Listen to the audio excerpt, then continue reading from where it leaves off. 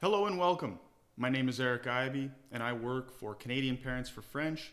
And in this video is all about our national poetry contest, Au Poésie. Now we're going to talk a little bit about poetry in general. So for this, I'm going to slide this screen over a little bit. We have created a worksheet en français. So if you are a parent who doesn't speak French, that's okay. I'm going to liaise between both of these so you can understand the titles. But Au Poésie, fiche de travail or worksheet. This is for you, for your child or students to print out and to fill out as they work through this workshop. So first of all, what is poetry? Well, poetry is a type of literature based on the interplay of words and rhythm. It is a kind of writing that requires a whole brain experience and appeals to all the senses. In poetry, words are strung together to form sounds, images, and ideas that might be too complex or abstract to describe directly. Poetry is often meant to be read aloud as a dramatic experience. Pretty general, but poetry is pretty wide-ranging. There's a lot in there. Here's a nice quote from a famous poet, Emily Dickinson. "If I read a book and it makes my whole body so cold no fire can ever warm me, I know that is poetry." I don't know about you, but every time I read that quote, it gets like a chill in my body. And that's the idea. Poetry is meant to elicit these feelings, these emotions, this feeling. It's to appeal to all our senses, just as we said a moment ago. So here we go. We're going to follow along with our Au Poésie fiche de travail. One more quote I put in there. Poetry is sense, good sense, penetrating, often heart-rending sense. Robert Graves. All right, step 1, étape 1. Read poems, reflect, and connect. Lis des poèmes, réfléchis et fais des liens. In this, we'd like you to read some poems. Go find some poems. The internet, great place, books. Perhaps your teacher, your parents have books of poetry already. Select and read some French poems and read them out loud so you can hear what they sound like. And then I want you to choose 2 of your favorites. So over there on the worksheet, under Mes 2 poèmes préférés, you would write your 2 favorite poems that you choose. And now, after you find your 2 favorites, I invite you to reflect on what you like about each of those. Some questions to help guide your reflection. What does each poem make you think about? What's on your mind about the ending? What will you remember about the poem? If you were the poet, what would you add or change to reflect your voice? So right there under Mes réflexions, you can write down all your thoughts about those poems. Something just to remember about this, when I say in that point number 4, it says to reflect your voice. When we speak as writers often speak about your voice, how it sounds. And often what I do when I write, I don't write poetry, but I'm a creative writer. And when I write, I enjoy writing. When I'm editing, I read my writing out loud so that I can hear it. And if it doesn't sound like something that would come out of my mouth, that isn't a reflection of my voice. So I know I need to change things. And when you write in your voice, in your style, oftentimes writing becomes a lot easier, it becomes a lot more authentic, and a lot more powerful. So take your time with this step 1. Choose a couple poems and do some reflection, because this is going to help guide you for the rest of the workshop. Poetry uses words, so does prose. What is the difference? It has been said that prose meanders, verse marches, and poetry soars. Poetry is an art, and like all arts, should be enjoyed. Step 2. Over here on our fiche de travail, we got step 2. Create a list of theme or topic ideas. Étape 2. Fais une liste d'idées. So right here in these two pink boxes, this is a brainstorm. This is for you to come up with as many theme or topic ideas that you would like your poem to be about. Now, I have 4 rules for brainstorming. And these are very important rules. The first rule, no judging. Right? Have you ever been in a group work at school with other students and you're all sitting around in a circle and you put your hand up and you say, oh, I have an idea, and you share your idea and everyone else in the group goes, I don't like that idea. That's a stupid idea. How many more ideas are you willing to share with the group after people say something like that? Probably none. The point of coming up with ideas is to come up with as many ideas as you can. You see that in number 2, quantity over quality. Right? We don't care about the quality of the ideas. Now is not the time for quality. Now is the time to get as many ideas down as you can and just let them flow. Write them, stream of thought. Just write them. Don't stop. Don't judge, and don't judge yourself. So if you're a parent or educator helping a student out, if they say something and you say, I don't think that's really your style. No. As many ideas as you can. Get them out there. Like I said, number 2, quantity over quality. This is not the moment to refine and make it good and perfect, right? Lots and lots of ideas. Number 3, piggyback on other ideas. So if I write an idea like my theme of hockey. Oh, hockey, a winter sport? Oh, maybe I could write about cross-country skiing or snowshoeing. You get the idea. Piggybacking is one idea leads to other ideas. And finally, number 4, probably the most important thing, be silly and be creative. Let yourself go. Silly is good. Silly ideas lead to other ideas, and other ideas lead to better ideas. So like I say, in étape numéro 2, write as many ideas as you can about possible themes or topics you would like to write your poem about. Step 3, étape 3, choose your theme or topic. Here is where we start to get critical. Choisis ton thème ou sujet. This is the time to be critical. Now you can be a little more judgmental. What I like to do personally when I do this exercise is I like to use a process of elimination. I go back through my list, my brainstorming list, and I start crossing out the ideas that really aren't the ones that I want to write about. And eventually I'm left with maybe 2 or 3 ideas. And then that helps me choose rather than choosing from a list of 20 or 30 ideas. And that's the other thing. In the second stage, step 2,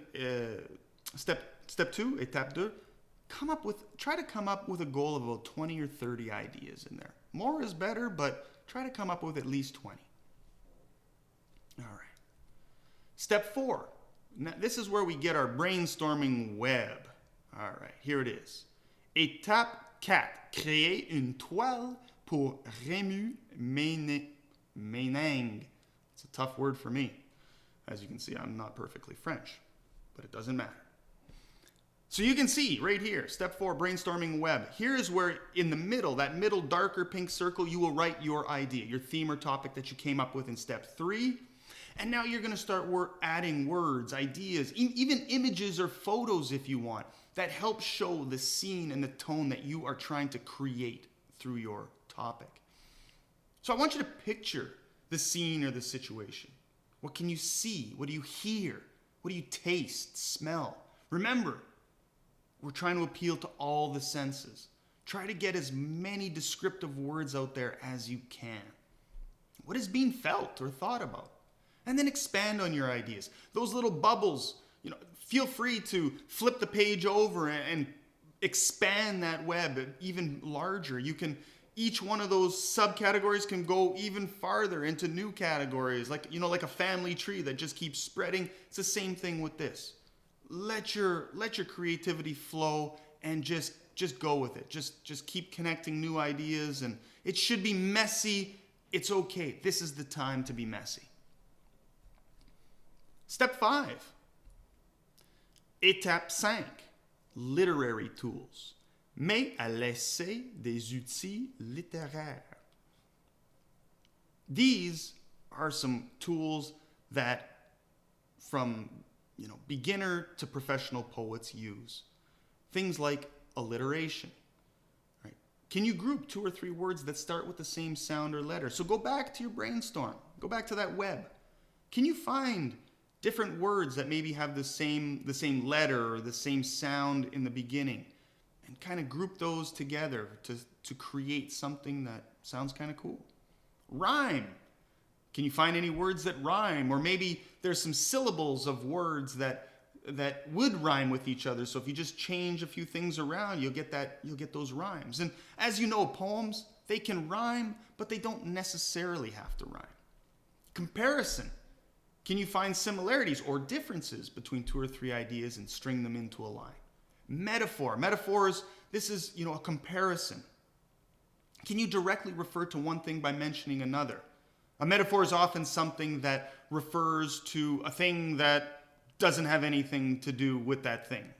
For example, I should have thought of an idea before I came, but before I started this workshop, I suppose. What's a good metaphor? Bright. My mother's eyes are bright like the sun. Of course, my mom's eyes are not the sun. That's ridiculous. But making that comparison between the brightness of my mother's eyes and the brightness of the sun, that's a metaphor. Pretty simple. How do you like that? And repetition. Repetition. This is often a literary tool used by many writers and poets. Using that same thing, that repeating a line, repeating a phrase, repeating an idea. That's also a literary tool. So over on the fiche de travail, you've got some room there. Try to play with it a little bit. See if you can figure out any of these literary tools that maybe you can use in your poem. Another little quote: poetry and rhymes are rich in alliteration, rhyme, repetition, and rhythm, and therefore provide valuable experiences with sounds and natural contexts. That's from Marie Clay. I'm not sure which one. So step 6, choose your poem structure. So here are some poem structures that you can use. So first of all, this would be for the students who are 9 years to 18 years. They are not limited to just pattern poems. So first of all, traditional verse poems. Rhyme is used by poets to produce sounds appealing to the reader's senses and to unify and establish a poem's form. So these are your more traditional style poems with the rhyming structures. So I'm not going to read through this. These slides are available on our website. You can go there. You can go through this slower. I just want to get through this because I don't want to take too much of your time. But you can see there at the end of the common sequences include AABB, ABAB, ABBA. So what those sequences mean is, so for instance, AABB, in the first 2 lines, the last 2 words or sounds are the same, and in the line 3 and 4, the last 2 sounds or words sound the same, have the same rhyme, right? So choose a structure if you're going to do a traditional verse poem. Also be aware of the syllables you have in each line. In a poem, I think typically, like I say, I'm not a poet, but I like that sort of consistency. It's almost like a rap song, right? You have that da da da da da da da da. It's the same sort of syllabic structure that just has a better flow to it. And again, like I said before, if you're not sure if it sounds right, read it out loud. Every time you read something out loud, you really notice, oh, that doesn't sound right, that doesn't flow. So I encourage you, as you're going through this, read things out loud after you write them down and see how they sound. Then we have free verse, also known as open or free form poems. So these are a little more free from limitations to that regular meter or rhythm. You don't necessarily have to rhyme. It still can rhyme, but it doesn't have to. You can still use those literary tools, as we mentioned before, like alliteration, metaphor, rhyme. You can use all that kind of stuff. A slam poem is considered more of an open form type of a poem.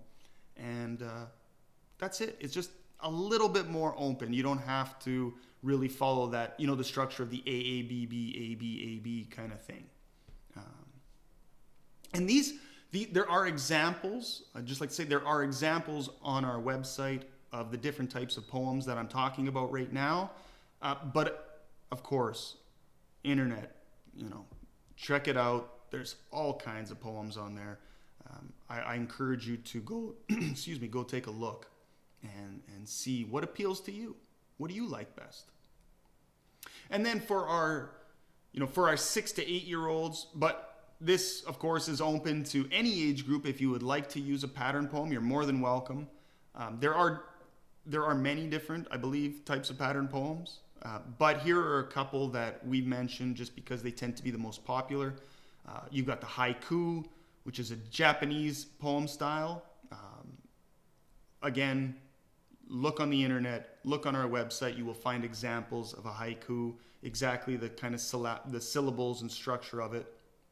Acrostic, that's when certain letters in each line spell out a word or phrase. And finally, diamante, that's the poem that shaped like a diamond. So, it's like 1 word, 2 words, 3 words, 4 words, 3 words, 2 words, 1 word. You get the idea. So, diamond, diamante. So over there on your worksheet, étape 6, choose your structure. Choose the type and the form of poem that you want to go with. What appeals to you? What's speaking to you right now? Write that down. Step 7, write a rough draft of your poem. Étape 7, écris une ébauche de ton poème. Here's where you get to write. So go back in those notes that you've already written with your literary devices and your web and you have your structure, and start writing. I encourage you when you write a rough draft, as a creative writer, when I write, I try not to be very critical to myself when I write the first draft.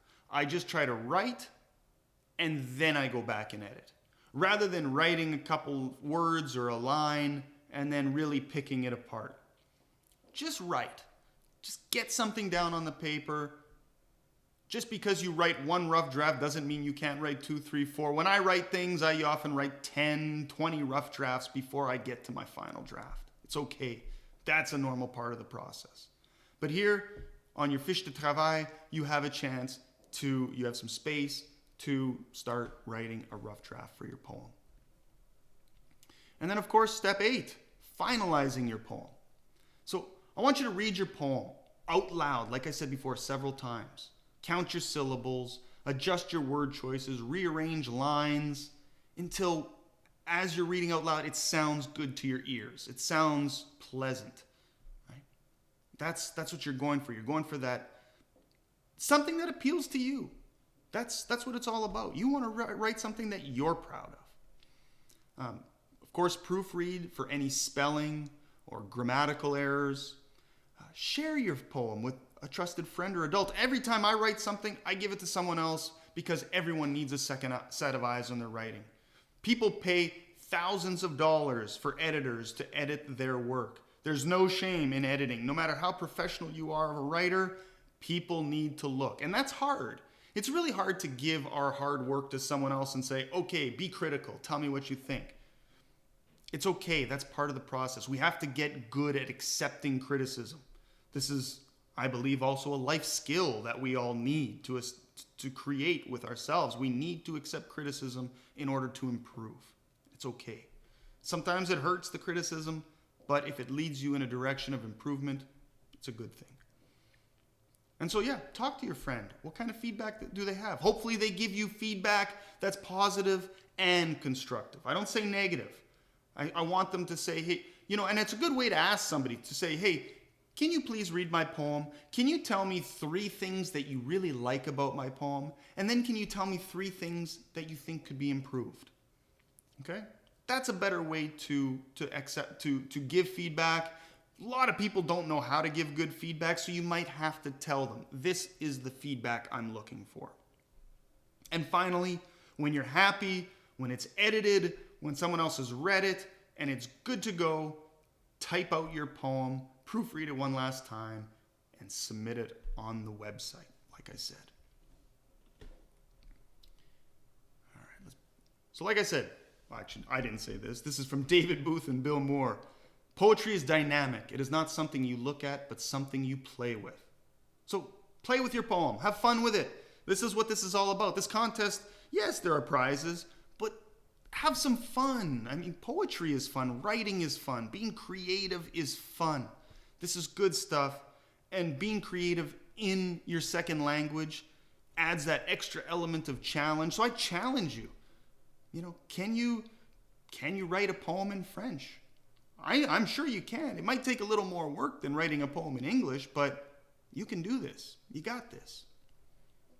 So for any other information about this contest, go to the website. We have our entry form there, past examples of winners for Opoezi.